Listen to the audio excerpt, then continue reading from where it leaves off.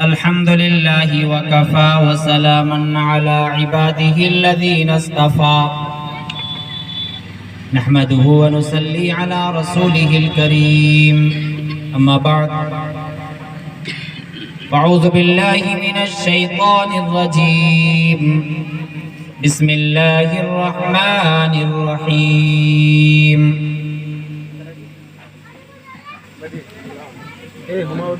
ولا تقولوا لمن يقتل في سبيل الله أموات صدق الله مولانا العظيم وصدق رسوله النبي الأمين المتين المعين الكريم ونحن على ذلك لمن الشاهدين والشاكرين والحمد لله رب العالمين.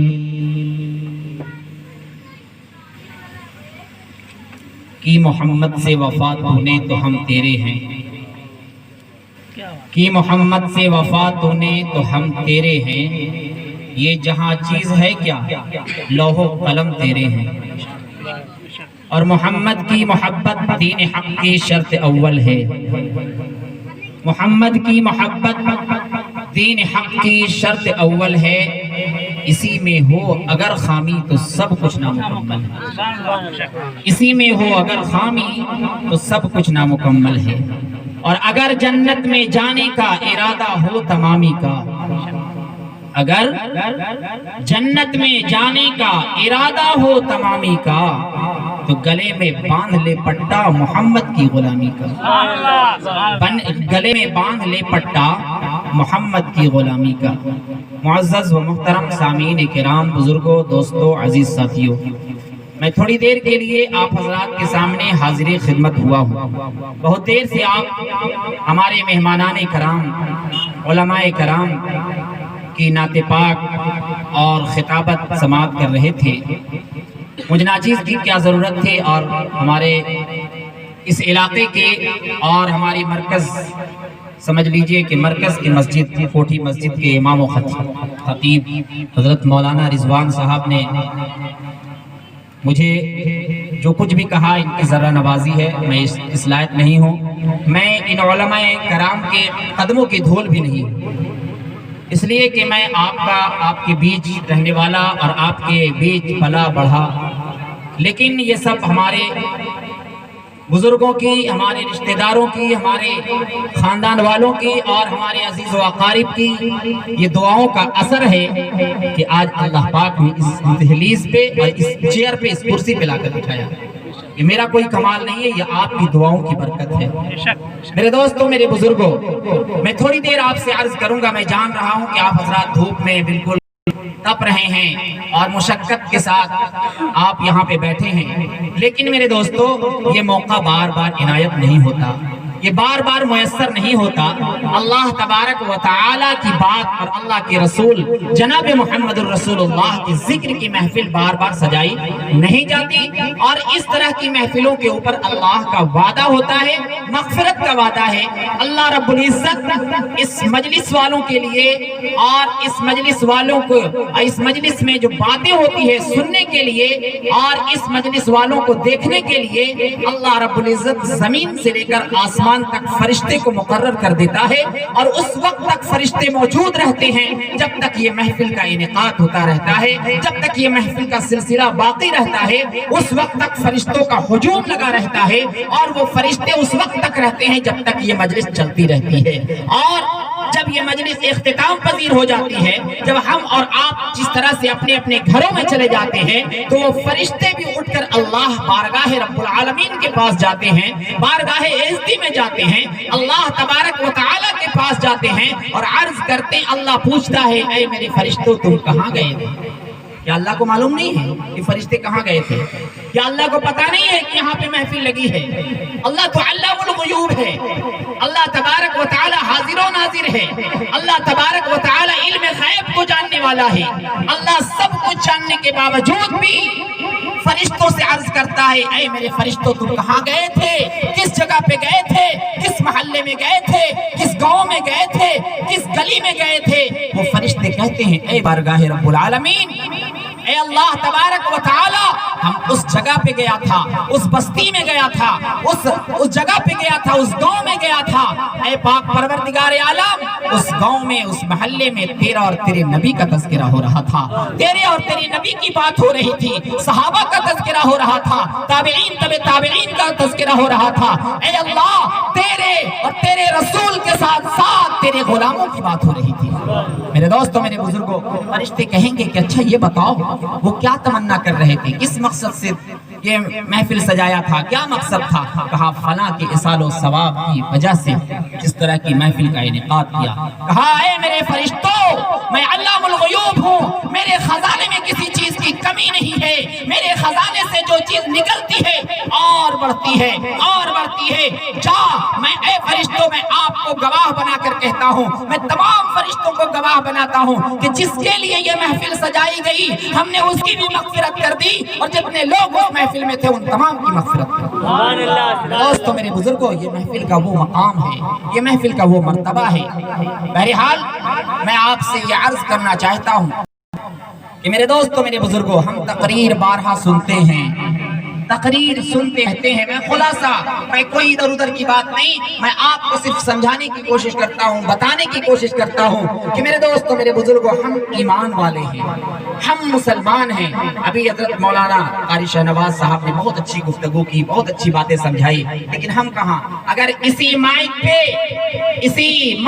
اسی اسپیکر سے کسی گانا گانے والے کی آواز اگر نکلے، کوئی نچلیاں آ جائے جس میں اگر میجک لگ جائے، ڈھول تاشے بجنے لگے، تو یہ نوجوان ناچتے ہیں، یہ نوجوان کودتے ہیں، یہ نوجوان گلچھرے اڑاتے ہیں، یہ نوجوان مزے اڑاتے ہیں۔ لیکن آج جس طرح کی یہ محفل سجائی گئی ہے، لوگ انتظار میں ہے کہ کب ختم ہو، کب مکمل ہو۔ میرے دوستو غیر کرو، اور میرے دوستو اللہ تم بندے ہو جس محمد الرسول اللہ کے تم امتی ہو، خدا کی قسم غور کرو کہ اللہ تبارک و تعالی نے تمہیں بچپنا دیا، ماں کے پیٹ سے اللہ کی طرف سے تم جنے گئے، ماں کے پیٹ سے پیدا کیے گئے، اس کے بعد ایک گوشت کے لوتھڑے تھے، اور اس کے بعد کچھ تندرستی ہوئی، اللہ کی نعمت کو کھا کر بڑے ہوئے، جوان ہوئے، جوانی کی دہلیز پر پہنچ گئے، اللہ پاک نے تندرستی سے نوازی۔ خدا کی قسم جس طرح سے اللہ رب العزت نے تندرستی سے نوازا اور اچھی اچھی نعمتوں کو کھانے کے لیے دیا، آج اسی اللہ کی تعریف و توصیف، اسی اللہ کی توقیر، اسی جناب محمد الرسول اللہ کی بات سننے سے ہم کتراتے ہیں، اور وقت کو اپنے وقت کو ادھر ادھر ضائع کر کے ہم اپنے وقت کو برباد کر دیتے ہیں، اور دینی محفل میں اگر دیر ہو جاتی ہے تو ہم اکتا جاتے ہیں۔ یہ کیا ہے؟ یہ بات اس لیے ہوتی ہے، یہ بات اس لیے اثر نہیں ہوتی ہے، اور ہم اور آپ اس لیے اکتا جاتے ہیں کہ یہ ہمارا قلب جو ہے وہ سیاہ ہو چکا ہے، قلب سیاہ ہو چکا ہے۔ اس سیاہی کو ختم کرنے کے لیے ذکر الہی ضروری ہے، اس سیاہ کو ختم کرنے کے لیے جناب محمد الرسول اللہ پہ درود پاک پڑھنے کی ضرورت ہے، اللہ تبارک و تعالیٰ کے ذکر کی ضرورت ہے۔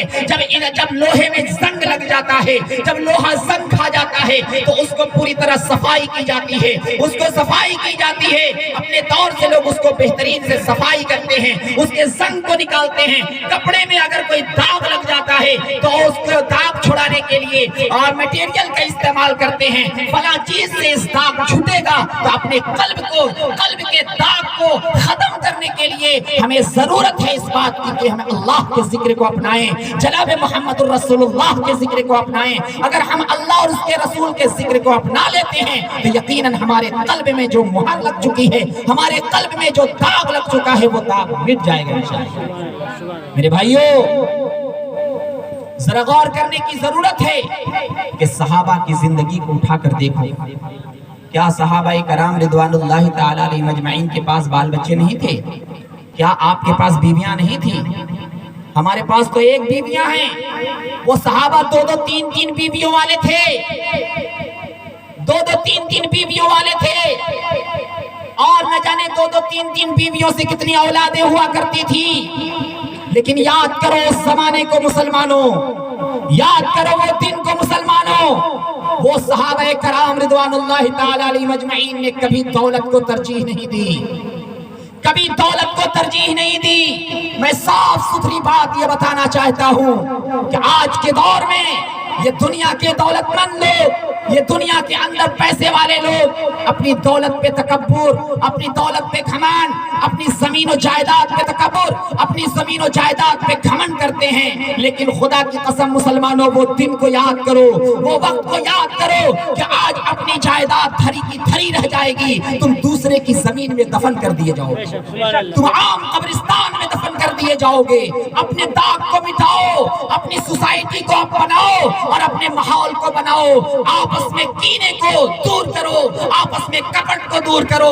خدا کی قسم اللہ کا عذاب اس بستی پہ آتا ہے، اللہ کا غضب اس بستی پہ آتا ہے، اللہ کی لعنت اس بستی پہ اترتی ہے کہ جس میں آپس میں اختلاف ہوا کرتا ہے۔ جس بستی میں آپس میں اختلاف ہوگا اس بستی میں اللہ کا عذاب نازل ہوگا، اس بستی کے اوپر اللہ کی لعنت ہوگی، اچھے فرشتوں کی آمد نہیں ہوگی۔ ہمارے علماء موجود ہیں، آپ ان سے پوچھیں۔ اس لیے آپسی اختلاف کو بالکل ہم ختم کریں۔ آپسی اختلاف علامہ اقبال رحمۃ اللہ علیہ، علامہ اقبال رحمۃ اللہ علیہ، ذرا سا اپنے ذہن کو ادھر توجہ دیں۔ علامہ اقبال رحمۃ اللہ علیہ کسی کو اختلاف نہیں ہے۔ علامہ اقبال رحمۃ اللہ علیہ ایسے شاعر، کسی چاہے وہ کوئی بھی مکتب فکر کا ہو، چاہے وہ دیوبندی ہو، بریلی ہو، اہل حدیث ہو، یا کسی بھی مکتب فکر سے تعلق رکھتا ہو، علامہ اقبال کے اشعار کو سب اپناتے ہیں کہ نہیں؟ سارے لوگ علامہ اقبال رحمۃ اللہ علیہ کو مانتے ہیں اور ایک پائے کا ولی مانتے ہیں، ایک پائے کا بزرگ مانتے ہیں، ایک اللہ کا ولی مانتے ہیں۔ علامہ اقبال رحمۃ اللہ علیہ کا اشعار قرآن کا ترجمہ ہوا کرتا ہے، حدیث کا ترجمہ ہوا کرتا ہے۔ وہ علامہ اقبال رحمۃ اللہ علیہ فرماتے ہیں کہ آپس کی اتحاد میں طاقت خدا کی ہے۔ مسلمانوں، آپس کی اتحاد میں طاقت خدا کی ہے، مل جل کے ساتھ رہنا عبادت خدا کی ہے۔ نماز اپنی جگہ پہ ہے، روزہ اپنی جگہ پہ ہے، حج اپنی جگہ پہ ہے، مالدار ہے تو زکوٰۃ اپنی جگہ پہ ہے۔ میرے بھائیوں، آپ کی نماز آپ کو اس وقت تک جنت میں نہیں لے جا سکتی، آپ کا روزہ اس وقت تک آپ کو جنت میں نہیں لے جا سکتا، آپ کی زکوٰۃ اس وقت تک آپ کو جنت میں نہیں لے جا سکتی، آپ کا صدقہ خیرات اس وقت تک آپ کو جنت میں نہیں لے جا سکتا جب تک کہ آپسی اتحاد نہ ہو، آپسی تعلقات صحیح نہ ہو، آپ کا اخلاق بلند نہ ہو۔ جس کا اخلاق صحیح نہیں ہے، پیارے آقا فرماتے ہیں کہ وہ ہم میں سے ہی نہیں ہے۔ آپ نماز پڑھتے رہیے، سر پٹکتے رہیے۔ پیارے آقا نے فرمایا جس کے اخلاق اچھے ہیں وہ ہم میں سے ہیں، جس کے اخلاق خراب ہیں وہ ہم میں سے نہیں۔ آج مسلمانوں ذرا غور کرو، آج آپس میں اختلاف ہمارا ہو رہا ہے، کیوں؟ وجہ یہی ہے کہ ہمارے اندر اخلاق نہیں ہے، ہمارے اندر اخلاق نہیں ہے۔ ہمارا باپ کو کس نظریے سے دیکھا جائے، چچا کو کس نظریے سے دیکھا جائے، چچا کو بھتیجے کو کس نظریے سے دیکھا جائے، پڑوسی کو کس نظریے سے دیکھا جائے، ہمارے محلے کے کوئی بڑے ہیں تو ان بڑوں کو کس نظریے سے دیکھا جائے۔ خدا کی قسم اس وقت تم سمجھو گے جب ان علماء کرام کے دامن کو پکڑو گے، ان علماء کرام کو سیکھو گے۔ آج میرے دوستوں، میرے بزرگوں، بڑے افسوس کے ساتھ یہ عرض کرنا پڑتا ہے، بڑے افسوس کے ساتھ یہ کہنا پڑ رہا ہے کہ آج میرے بھائیو دوستو بزرگوں، دینی علم نہ ہم کو ہے نہ ہم اپنے چھوٹے چھوٹے بچوں کو دینی علم سکھانے کی کوشش کرتے ہیں۔ آج چھوٹا بچہ ہے 4 سال 3 سال کا، ہر گانے کے 2 کڑی اس بچے کو یاد ہے۔ مولانا چھوٹا بچہ ہے اور جس گانے پہ جو میوزک نکل رہی ہے اس میوزک پہ وہ بچہ ڈانس کر رہا ہے اور ماں باپ خوش رہے۔ دیکھیے نا کون ہے، پہچانیے کون ہے، نہیں پہچان رہے، ارے ذرا پہچانیے، دھیان سے دیکھیے کس میں چہرہ مل رہا ہے، دیکھیے ذرا غور سے دیکھیے، نہیں پہچان تو نہیں رہے، ارے وہی نے ہمارا پوتا ہے۔ فخر محسوس، اللہ تبارک و تعالی کتنا ناراض ہوتے ہوں گے میاں، تم اپنے بیٹے اور پوتے کے ناچ پہ تم دکھا رہے ہو لوگوں کو کہ وہ میرا پوتا ہے، وہ میرا ناتی ہے، وہ میرا بیٹا ہے۔ دیکھیے کس انداز سے ناچ رہا ہے، آگے چل کے کتنا ترقی کرے گا، بھاڑ ترقی کرے گا، کوئی ترقی نہیں کرے گا۔ وہ کیا بنے گا؟ چور بنے گا، ڈکیت بنے گا۔ وہ کیا بنے گا؟ وہ لوگوں کے مال کو ہڑپ کرے گا، اپنے بھی پولیس کے قید خانے میں جائے گا اور بوڑھے باپ کو بھی لے کر جائے گا، اپنے بھی ذلیل و خوار ہوگا، بوڑھے ماں باپ کو بھی ذلیل و خوار کرے گا، اپنے بھی پولیس کا رول کھائے گا، بوڑھے ماں باپ کو بھی کھلائے گا، دنیا میں بھی رسوا ہوگا، دنیا میں بھی ذلیل ہوگا اور اللہ اور اس کے رسول کے نظر سے بھی گر جائے گا۔ میرے بھائیوں، اپنے بچوں کو دینی علم سکھاؤ، اپنے بچوں کو قرآن مقدس کی تعلیم دو، نہیں تو نسلیں گم ہو جائے گی، نسلیں گم ہو جائے گی۔ آج میرے دوستوں، میرے بزرگوں، آج کون ہے جو اپنے ماں باپ کی قبر پہ جا کر اصال و ثواب پہنچاتا ہے؟ کون ہے جو اپنے ماں باپ کے نام سے ذکر کر کے، قرآن پڑھ کر کے وہ اپنے ماں باپ کے نام سے اصال و ثواب پہنچاتا ہے؟ وہ کون ہے جو قرآن پڑھتا ہے وہی، جو نماز پڑھتا ہے وہی، جس کو کچھ پڑھنے نہیں آئے گا بیچارہ، اپنے تو کچھ نہیں جانتا، وہ ماں باپ کے نام سے کیا اصال و ثواب کرے گا؟ ماں باپ کے نام سے کیا پہنچائے گا؟ خدا کی قسم مسلمانوں، اللہ کے پیارے رسول جناب محمد الرسول اللہ صلی اللہ تعالی علیہ وسلم کی تربیت میں وہ دونوں نواسے امام حسن اور امام حسین تھے، امام حسن اور امام حسین تھے۔ کون تھے؟ پیارے آقا جناب محمد الرسول اللہ کے نواسے تھے۔ اللہ کے نبی نے فرمایا حسین میرا بیٹا ہے، حسین میرا بیٹا ہے، میں حسین سے محبت کرتا ہوں۔ اور ایک موقع پہ پیارے آقا جناب محمد الرسول اللہ صلی اللہ علیہ وسلم نے اللہ سے دعا کی تھی، اے اللہ میں حسین سے محبت کرتا ہوں، اے اللہ تو بھی حسین سے محبت کر۔ لیکن وہ حسین کا واقعہ سناؤ، نواسے رسول، وہ بھی کسی ماں کی اولاد تھے، وہ بھی کسی ماں کی اولاد تھے، وہ بھی شیر خدا کے دلور تھے، خاتون جنت حضرت فاطمہ زہرا کے لگتے جگر تھے۔ وہ امام حسین چھوٹے ہیں، غور کیجئے گا ذرا، امام حسین چھوٹے ہیں۔ میں بہت تھوڑی سی نئی بات، علماء کے لیے نئی بات نہیں ہے، علماء تو بیچارے پڑھتے ہی لکھتے رہتے ہیں، علماء کے لیے نہیں، شاید آپ کے لیے کچھ نئی باتیں ہوگی، اس سے پہلے کبھی نہیں سنا ہوگا۔ علماء تو ہمارے پڑھتے لکھتے رہتے ہیں تو جانتے ہی ہیں۔ امام حسین چھوٹے تھے، کتنے چھوٹے تھے؟ شاید 10 سال یا 12 سال کے ہوں گے یا 8 سال کے ہوں گے۔ امام حسین اور بھی بچے سب کھیل رہے تھے، ایک میدان میں کھیل رہے تھے، میدان میں۔ اب کھیلتے کھیلتے ایک مسجد کے دروازے پہ آئے، مسجد کے دروازے پہ آئے، حضرت عمر خطبہ دے رہے تھے۔ کہاں دے رہے تھے؟ عمر، حضرت عمر کے بارے میں پوچھنا ہے تو ان علماء سے پوچھو، خدا کی قسم وہ عمر جن کو شیطان بھی دیکھ کر راستہ چھوڑ دیا، وہ عمر جو حبشی عورت کھیل دکھا رہی تھی، پیارے آقا بھی دیکھ رہے تھے، حضرت عائشہ صدیقہ بھی دیکھ رہی تھی۔ وہ مداری عورت، اس وقت پردے کا حکم نہیں ہوا تھا، پیارے آقا بھی دیکھ رہے تھے، حضرت عائشہ صدیقہ بھی دیکھ رہی تھی۔ وہ مداری حبشی عورت، کالی کلوٹی عورت کھیل دکھا رہی تھی۔ اچانک شور مچا، کوئی ادھر بھاگ رہے ہیں، کوئی ادھر بھاگ رہے ہیں، کوئی ادھر بھاگ رہے ہیں۔ حضرت عائشہ نے فرمایا یا رسول اللہ، کوئی طوفان تو نہیں آ رہا ہے، کچھ حادثہ تو نہیں ہو گیا؟ پیارے آقا اپنے لبوں سے، مبارک لبوں سے مسکراتے ہیں، کہا اے عائشہ دیکھو نا عمر آ رہے ہیں، عائشہ دیکھو نا عمر آ رہے ہیں۔ کیوں؟ عمر کا روب اور دبدبہ اتنا تھا کہ عوام کی نظر پڑ گئی کہ عمر آ رہے ہیں، سب کھیل دکھانے والے بھاگ گئے، وہ مداری عورت کھیل دکھانے کے اوزار کو چھوڑ کر بھی بھاگنے لگی۔ اب حضرت عمر، سب عمر کے ڈر سے بھاگ رہے ہیں، عمر آ رہے ہیں، نبی پہ نظر پڑ گیا، عمر وہیں سے کانپ رہے۔ اللہ کی پناہ، میرے آقا دیکھ رہے تھے، دور ہی سے کہہ رہے ہیں یا رسول اللہ الصلاۃ والسلام علیک یا رسول اللہ، یا رسول اللہ ہم نے کچھ نہیں کیا، ہم نے ان لوگوں کو نہیں بھگایا، ہم نے کچھ نہیں بولا، یا رسول اللہ یہ لوگ اپنے بھاگ رہے ہیں، یا رسول اللہ میری گستاخی معاف کر دینا، یا رسول اللہ مجھ سے جو غلطی ہو گئی وہ معاف کر دیجئے۔ پیارے آقا کی زبانی سنو مسلمانوں، پیارے آقا حضرت عمر کے سر پہ ہاتھ رکھ کر کہتے ہیں اے عمر، اللہ نے وہ طاقت تمہیں دی ہے، اگر میرے بعد کوئی نبی ہوتا تو عمر تم نبی ہوتا، اگر میرے بعد کوئی نبی ہوتا تب، میرے بعد اگر کوئی نبی ہوتا تو یہ عمر تم نبی ہوتے، اس لیے اللہ نے تمہارے اندر وہ روب دبدبا دیا۔ میں سمجھانے کی کوشش کر رہا ہوں حضرت حسین کی، حضرت حسین رضی اللہ تعالیٰ عنہ کی بات اور اہمیت اور وزن کو آپ کو بتانا چاہتا ہوں۔ وہی جن سے شیطان بھی بھاگتے تھے، عوام بھی بھاگتے تھے، انسان بھی بھاگتے تھے، سب بھاگتے تھے، شیطان بھی بھاگتا تھا، لیکن وہ عمر خطبہ دے رہے، حضرت امام حسین کی نظر پڑ گئی، کہا وہ کون ہے خطبہ دے رہے؟ کہا حضرت عمر۔ اللہ اکبر، عمر تلوار لے کر خطبہ دیتے تھے، تلوار لے کر خطبہ دیتے تھے، نماز کے لیے صفیں درست کرواتے تھے، نماز میں تلوار لے کر وہ عمر. حسین نے کیا کہا؟ سنیے گا بھائی، آپ حضرات سنیں گے. حضرت حسین نے کیا کہا؟ حضرت حسین نے کہا وہ عمر خطبہ دے رہے ہیں، وہ تو میرا غلام ہے. کہیے نا سبحان اللہ. سبحان اللہ. مولانا لوگ بیچارے بولوا رہے ہیں سبحان اللہ، تو آپ لوگ بول رہے ہیں، جو نہیں بولوا رہے ہیں اس کو بھی تھوڑا سبحان اللہ دیجئے. بہرحال حضرت حسین نے کیا کہا؟ وہ عمر خطبہ دے رہے ہیں، وہ تو میرے غلام ہیں.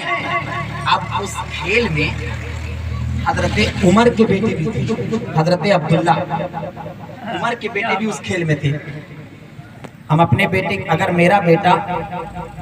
میرے بیٹے کے سامنے، آپ کے بیٹے کے سامنے اگر کسی کے باپ کو کہہ دیا وہ تو میرا غلام ہے، بس چالو ہو جائے گی نہیں؟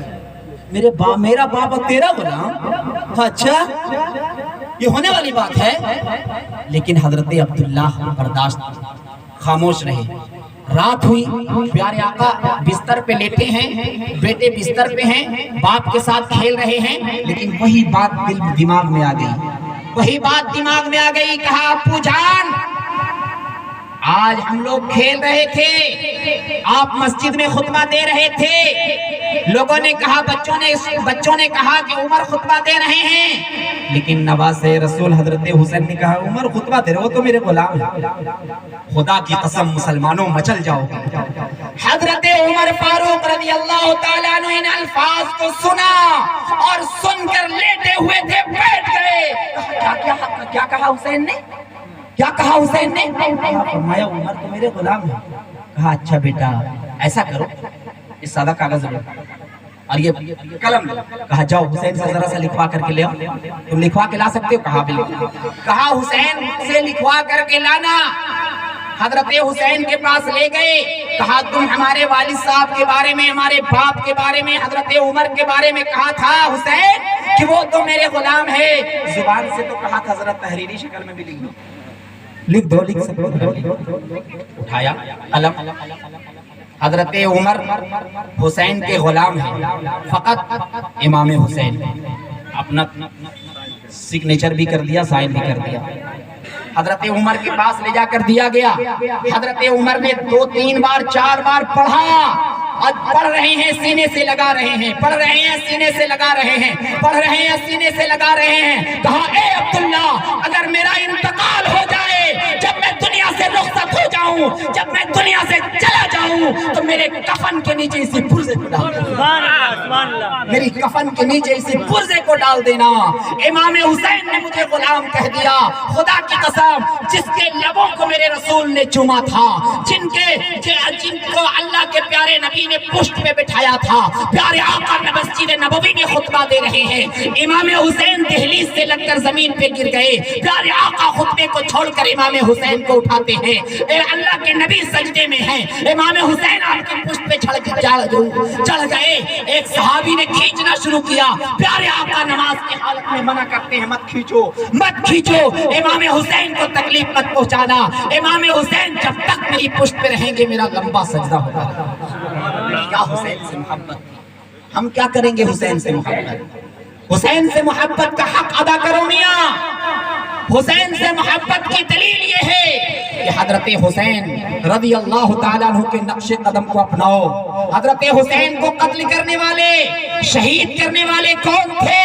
لوگ کہتے ہیں کہ مسلمان ہی تو تھے، لوگ کہتے ہیں کہ مسلمان ہی تو تھے، لیکن میرا عقیدہ ہے، میرا ایمان ہے کہ امام حسین کو قتل کرنے والے اس وقت مسلمان تھے جب قتل نہیں کیا تھا. قتل کرنے کے بعد وہ مسلمان نہیں رہے. بھائی آپ کا ایمان کیا کہتا ہے؟ میرا تو ایمان ہے کہ نہیں رہے.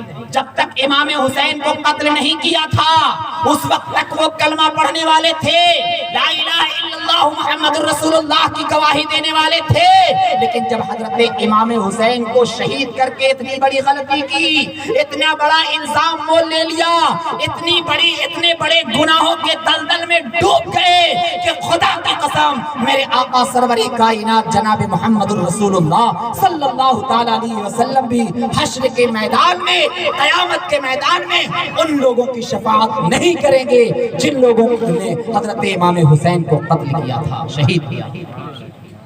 बहरहाल वक्त को मद्देनजर रखते हुए मैं आपसे यही गुफ्तगू करूंगा, अपने नौजवानों से, अपने भाइयों से, अपने अहलो अयाल से और तमाम दोस्तों और बुजुर्गों से, जितने लोग इस मजलिस में बैठे हैं, मजलिस की मोहब्बत में, अजीज व अकारीब और रिश्तेदार की मोहब्बत में बैठे हैं, कि मेरे भाइयों आपस में इत्तेहाद बहुत जरूरी है, आपस में इख्तिलाफ को खत्म करो। खुदा की कसम आज मुसलमान आपस में अगर इत्तेहाद कर ले, आपस में अगर एकजुट हो जाए, आपस में अगर मिलजोल पैदा कर ले, एक दूसरे के दुख में काम आए, एक दूसरे के दर्द में काम आए, एक दूसरे की तकलीफ को अपनी तकलीफ समझे, एक दूसरे की मुसीबत को अपनी मुसीबत समझे, तो खुदा की कसम उसकी भी मुसीबत टल जाएगी, दूसरे की भी मुसीबत टल जाएगी, दुनिया में भी सुरखरू रहेगा और आखिरत में भी सुरखरू। इसलिए मेरे भाइयों कि जंगे उहद, जंगे बदर, बड़ी बड़ी जंगे हुई, कितनी जंग को आपके सामने पेश करूं,